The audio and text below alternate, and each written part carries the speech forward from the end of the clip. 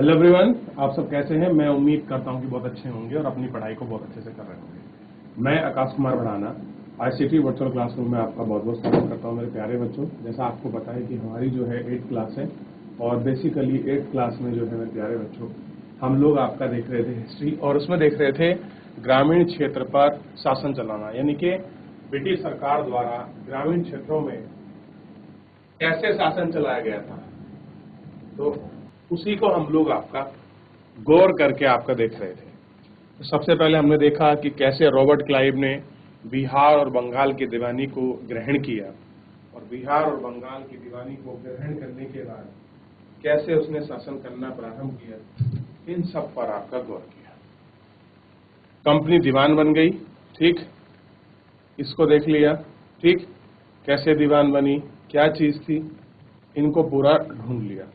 Company की आमदनी क्या थी, कहां से कंपनी पैसा कमा रही थी, किस तरह से अपना राज्य चला रही थी, किस तरह से अपना शासन प्रशासन चला रही थी, इसके विषय में हमने बहुत अच्छे से गौर करके पढ़ा, ठीक।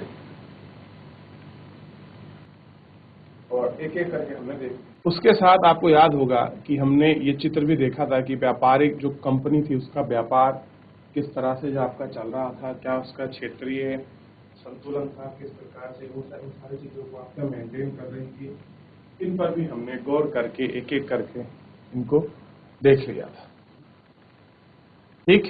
खेती में सुधार की भी आपका जरूरत थी, तो कुछ रिफॉर्म लाए गए थे। जैसे हमने उन रिफॉर्म में बात की थी आपका जमींदारी व्यवस्था की, महलवाड़ी व्यवस्था की, रैयतवाड़ी व्यवस्था की, इन सारी व्यवस्थाओं को हमने झेला और हमने देखा कि जब आपकी जो ये स्थायी बंदोबस्त व्यवस्था थी, व्यवस्था तो अच्छी अपनी तरफ से लागू की गई थी, लेकिन इसमें भी कुछ दोष आया। उस दोष को भी हमने जानने का प्रयास किया कि क्या कारण था, क्या कमी थी, जो ये सारी जो समस्या थी ये आपकी पैदा हो रखी थी। उन समस्याओं में देखा कि जो जमींदार थे वो कंपनी को लगान ना चुका पाए, जो किसान थे वो ना चुका पाए, इस तरह से समस्या और गंभीर होती चली गई और आपस में क्लासेस जो थे वो भी बढ़ते चले गए, ठीक। फिर एक नई व्यवस्था अपनाई, बंगाल के गवर्नर जनरल थे टॉमस मुनरो, उन्होंने भी एक व्यवस्था शुरू की थी, ठीक, जिसको रैयत कहा गया था, ठीक। इसको भी हमने देखा कि गांव के लोग जोड़कर करते थे। फिर हमने महल को देखा कि महलवाड़ी व्यवस्था कैसे थी, ठीक। मुनरो की व्यवस्था को हमने पढ़ लिया था। यहां तक हम लोग आपका देख चुके थे। अब हमको पढ़ना है यूरोप के लिए फसल। तो इतनी पूरी व्यवस्था को हम लोग देख चुके थे कि भारत में कैसे उन्होंने राजस्व व्यवस्था अपनाई, कैसे उन्होंने भूमि सुधार के लिए काम किया, इन सबको देख लिया था। तो अभी जितना हमने पढ़ लिया था, इसमें कोई डाउट है, कोई क्वेरी आप मुझसे पूछिए, नहीं तो मेरे प्यारे बच्चे हम लोग आगे बढ़ जाते हैं। तो देख लिया, कोई डाउट यहां तक? चलिए अब देखिए, यूरोप के लिए फसल। अंग्रेजों ने यह महसूस किया कि ग्रामीण इलाके ना ज्यादा राजस्व प्रदान कर सकते हैं, बल्कि वे यूरोप की जरूरतों को भी के लिए हिसाब से सही फसल पैदा की जा सकती है। यानी कि जो गांव का क्षेत्र है वो हमें राजस्व तो देगा ही देगा, लेकिन राजस्व के साथ साथ जो है वो हमें और बहुत सारी चीजों को भी हमको प्रोवाइड करा सकता है, जिनकी हमको बहुत ज्यादा क्या है आवश्यकता है। वो सारी चीजें जो है गांव हमको प्राप्त आपका करा सकता है। इसी दिशा में वो काम करना भी शुरू करेंगे। देखिए क्या हुआ कि 18वीं शताब्दी के अंत तक कंपनी ने अफीम और नील की खेती पर जोर दिया। कौन सी खेती करने प्रारंभ की उन्होंने? अफीम और नील की खेती। इसके बाद लगभग 1050 साल तक अंग्रेजों के विभिन्न भागों में किसी न किसी फसल के लिए किसानों को मजबूर कर रहे थे। अब देखिए, अब क्या करा अंग्रेजों ने कि जौन सी फसल उनको उपजानी है वो उस फसल को उपजाने के लिए लोगों को मजबूर करने लगे, ठीक।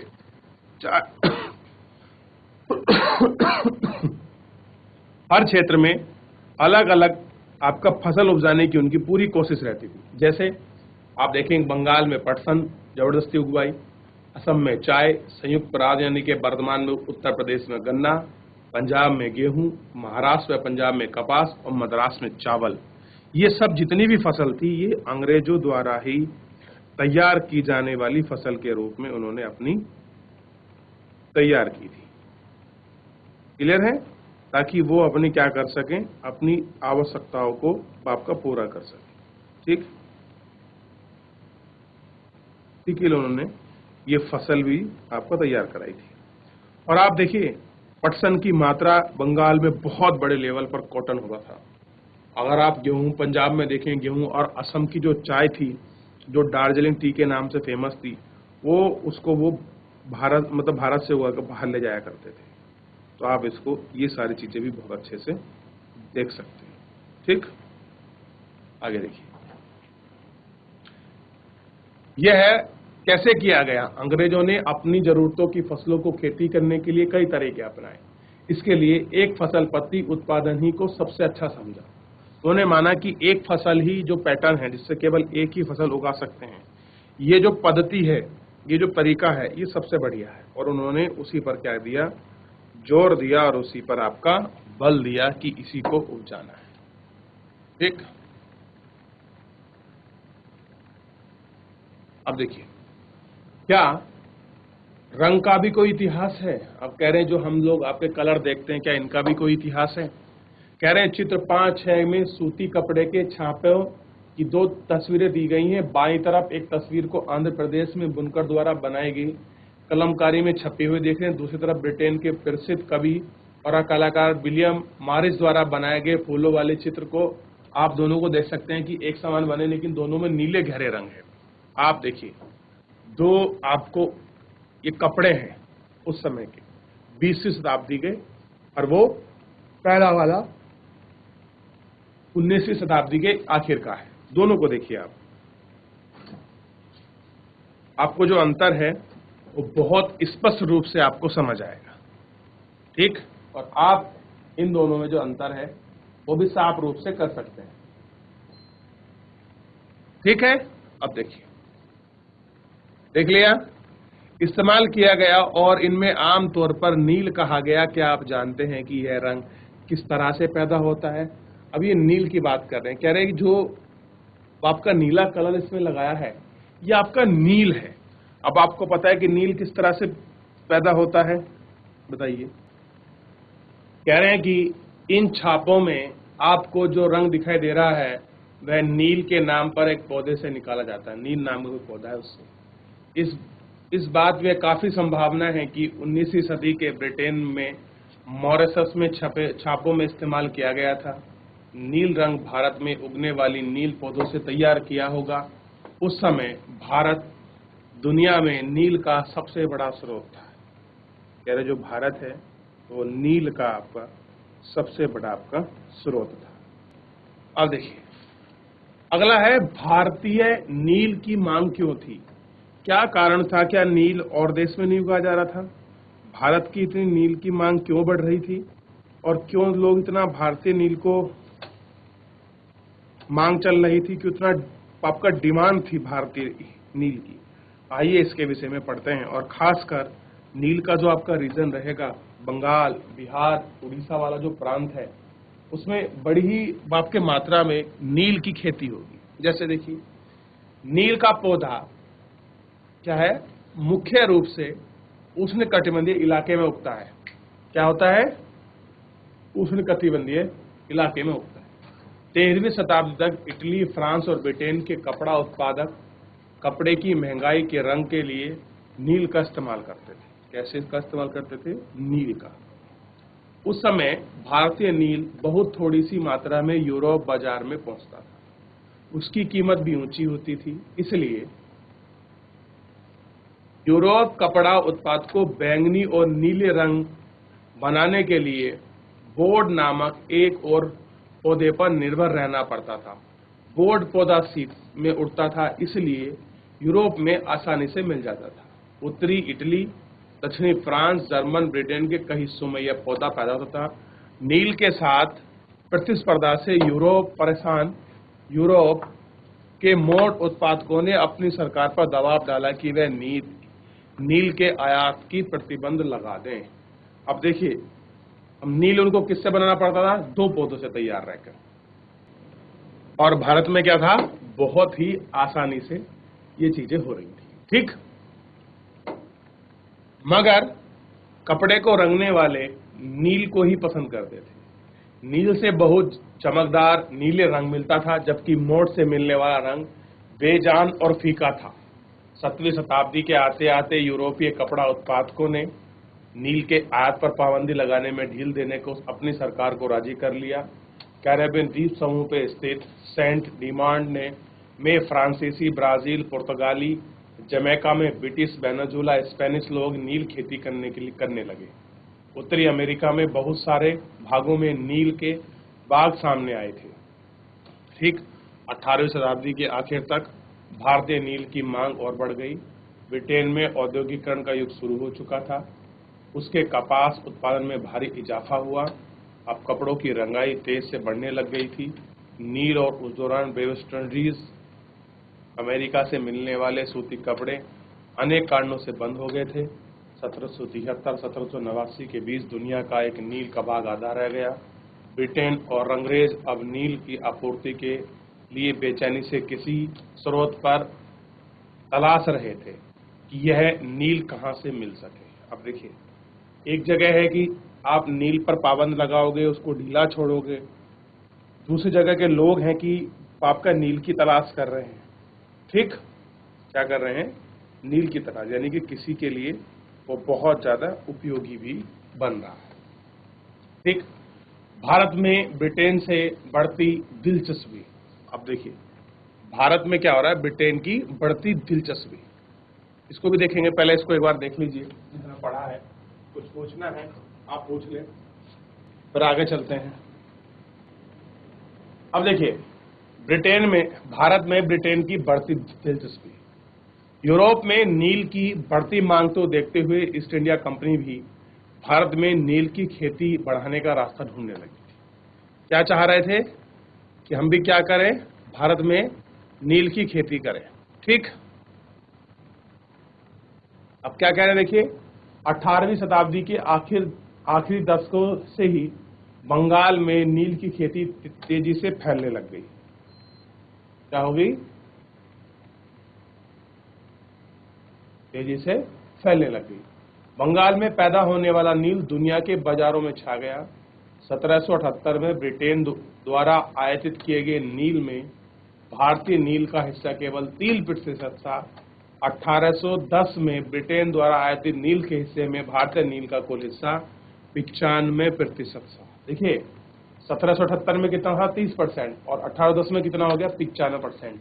यानी का आप सोच के देखिए, ब्रिटेन में सबसे ज्यादा किसका कब्जा हो गया? भारतीय नील का कब्जा हो गया। जैसे जैसे नील का व्यापार फैला, कंपनी के अफसर और व्यावसायिक एजेंट नील के उत्पादन में पैसे लगाने लगे। समय बीतने के साथ कंपनी बहुत सारे अधिकारियों ने नील के आने वाले कारोबार पर ध्यान देने के लिए अपनी नौकरियां छोड़ दी। भारी मुनाफे की उम्मीद स्कॉटलैंड और इंग्लैंड में बहुत सारे लोग भारत आए और उन्होंने नील के बागान लगाए। जिसके पास नील की पैदावार के लिए पैसा नहीं था, उन्हें कंपनी में नए नए बैंक को कर्जा देने के लिए आपके तैयार हो गए। क्या हो गए? कर्जा देने के लिए आपका तैयार हो। ठीक, अब देखिए, ये थोड़ी सी स्थिति देखिए। एक हमको इमेज दी गई है, भारतीय द्वारा और अंग्रेजों की एक आपकी लड़ाई हो रही है। उस लड़ाई को आप अच्छे से देख सकते हैं कि दोनों के बीच की क्या स्थिति है। चलिए, अब देखिए, कह रहे हैं कि 18वीं सदी में फ्रांसीसी बागान मालिकों ने कैरेबियन द्वीप समूह में स्थित फ्रांसीसी उपनिवेश सेंट डोमिनिस में नील और चीनी का उत्पादन शुरू किया गया। इन बागानों में काम करने वाले अफ्रीकी गुलाम 1791 में बगावत पर उतर आए। उन्होंने बागान जला दिए और अपनी धनी मालिकों को मार डाला। 1792 में फ्रांस में अपने उपनिवेशकों में दास प्रथा को समाप्त कर दी। इन घटनाओं की वजह से कैरेबियन द्वीप समूह में नील की खेती भी क्या हो गई? आपका ठप हो गई। कैसी हो गई? नील की खेती आपका ठप हो गई। अब देखिए, नील की खेती कैसे होती थी? नील की खेती के दो मुख्य तरीके थे, एक था निजी, एक था रैयती। निजी खेती के व्यवस्था में बागान मालिक खुद अपनी जमीन पर नील का उत्पादन करते थे, या तो वह जमीन को खरीद लेते थे या दूसरे जमींदारों से जमीन भाड़े पर लेते थे और मजदूरों से काम कराकर नील की खेती करते थे। यानी कि सबका अपना अपना अलग अलग आपका तरीका था और उसी आधार पर वो आपका खेती भी करते थे। ठीक, अब देखिए निजी खेती की समस्या, ये जो निजी खेती थी उसमें क्या समस्या थी, थोड़ा सा उसको अगर आप देखोगे तो सारी चीजें आपकी साफ हो जाएंगी। अब देखिए बागान मालिकों को निजी खेती करने के लिए क्षेत्रफल फैलाने में मुश्किल आ रही थी। नील की खेती केवल, अब देखिए नील की खेती केवल उपजाऊ जमीन पर ही की जा सकती थी। ऐसी जमीनों पर आबादी पहले से बहुत ज्यादा थी। यह वहां छोटे मोटे खेतों में उनके हाथ लग पाते थे। नील की खेती करने के लिए उन्हें बड़े बड़े भूखंडों की जरूरत थी। इस तरह की जमीन उन्हें कहां से मिलती? उन्होंने नील की फैक्ट्रियां इर्द गिर्द पट्टे पर जमीन को लेने का प्रयास किया। वहां किसानों को हटवा दिया और इससे टकराव और तनाव, एक क्या हो गया, उनको हटवा दिया और जब उनकी जमीन आप पट्टे लेने पर कोशिश की तो वहां क्या हो गया, आपका टकराव। मजदूरों का इंतजाम करना भी आसान नहीं था। बड़े बागान के लिए बहुत सारे मजदूरों की जरूरत होती थी। मजदूरों की जरूरत भी सबसे ज्यादा उसी समय होती थी जब किसान धान की खेती में व्यस्त रहते थे। बड़े पैमाने पर निजी खेतों के लिए बहुत सारे हल बैलों की जरूरत थी। क्या थी? हल बैलों की भी आपकी जरूरत होती थी। ठीक, अब कह रहे हैं कि 1 बीघा नील की खेती करने के लिए 2 हल चाहिए थे। इसका मतलब है कि अगर किसी बागान मालिक के पास 1000 बीघा जमीन है तो उसे 2000 हलों की जरूरत पड़ती थी। हलों को खरीदना, उनका रखरखाव बड़ी समस्या थी। किसान से भी हल नहीं मिलते थे तो उन्हें इन चीजों की जरूरत होती थी। इस समय नील उत्पादकों की जरूरत थी कि उस समय किसानों के हल बैल चावल की खेती करने में व्यस्त होते थे। 19वीं सदी के आखिर तक बागान मालिक निजी खेती क्षेत्रफल को फैलाने में हिचकिचा रहे थे। इस व्यवस्था के तहत नील के पैदावार को 25% से कम जमीन पर आती थी, बाकी जमीन पर रैयती व्यवस्था के अंतर्गत थी। अब देखिए जितनी भी जमीन थी वो क्या हो रहा था, वो आप देखेंगे बेसिकली अब लंबी जमीन कहां से मिले, ये सबसे बड़ी समस्या उनके सामने खड़ी हुई थी। ठीक, क्योंकि छोटे टुकड़ों में मिल रहा था। उसी समय धान की खेती आती थी और उसी तरह में नील की। तो इस समय पर्याप्त संसाधन नहीं थे। ज्यादातर लोग और मजदूर कहाँ लगे रहते थे? धान की फसल में। ठीक, ये भी एक क्या थी, आपका समस्या जो थी बरकरार थी और ये समस्या आपकी बनी हुई थी। देख लिया। अब देखिए ये थी कुछ ऐसी व्यवस्था, इस तरह के होता था मामला। देखिए रैयतों की जमीनों पर नील की खेती, कह रहे जो रैयत हैं उनकी खेती पर क्या हो रहा है, अब नील की खेती होगी तो समस्या तो पैदा होनी कैसी है, लाजमी है। देखिए देख लिया। देखिए कह रहे हैं रैयतों की जमीन पर खेती, नील की खेती। रैयत व्यवस्था के तहत बागान मालिक रैयत के साथ एक अनुबंध यानी कि सट्टा करते थे। ठीक, यानी कि एक अपना कॉन्ट्रैक्ट कर लिया करते थे। कई बार वे गांव में मुखिया को भी रैयत की तरह ही आप क्या समझते थे। ठीक, जो अनुबंध दस्तखत कर देते थे उन्हें नील उगाने के लिए कम ब्याज दर पर बागान मालिकों से नगद कर्जा मिलता था। कर्जा लेने के लिए रैयतों को कम से कम 25% जमीन की खेती करनी होती थी। बागान मालिक बीज और उपकरण मुहैया कराते थे, जबकि मिट्टी को तैयार करने के लिए बीज बोने और फसल की देखभाल करने का जिम्मा काश्तकार के ऊपर था। जब कटाई के बाद फसल बागान मालिक सौंपते दी जाती थी तो रैयत का नया कर्जा मिल जाता था और वह चक्र दोबारा। नील गांव आमतौर पर बागान मालिकों की फैक्ट्री के आसपास होते थे। कटाई के बाद भी पौधे कारखाने में वेस्ट ही पहुंचा दिया जाता था। रंग बनाने के लिए 3 से 4 कुंडों की जरूरत होती थी। प्रत्येक हौद का का काम अलग अलग था। नील के पौधे से पत्तियां तोड़कर पहले उन्हें एक गर्म कुंड में पानी के साथ घंटों डुबाया जाता था। इस शोध में किण्वन और फिशन कुंड कहा जाता था। पौधे किण्वन हो जाते थे, फिर द्विवृत्त उबले बुलबुले आने लगते थे। अब सड़ी हुई पत्तियों को निकाल दिया जाता था और द्रवित को एक होंद में छानकर दूसरे होंद में ठीक पहले उसके नीचे रखा जाता था। आइए इसको देखते हैं क्या प्रोसीजर है। देखिए, ये है नील, देख रहे हो, ये आपका नील की कटाई हो रही है। देखिए इसको, देख लिया। अब देखिए उसके बाद ये देखिए, नील की खेती में लाए जा रहे नील के पौधे फैक्ट्री में। खेत से कहां ले जा रहे हैं? फैक्ट्रियों में। देखा? आगे देखिए। अब देखिए नील का उत्पादन कैसे होता था। अब ये देख रहे हैं, पहले यहां नील को गिरा, फिर इधर गिरा, इसको गर्म किया, इस तरह से फिल्टर होकर आपका नील पहुंचता था, फिर इसको गर्म किया जाता। देखिए पूरी इमेज हमारे सामने दिखाई गई है।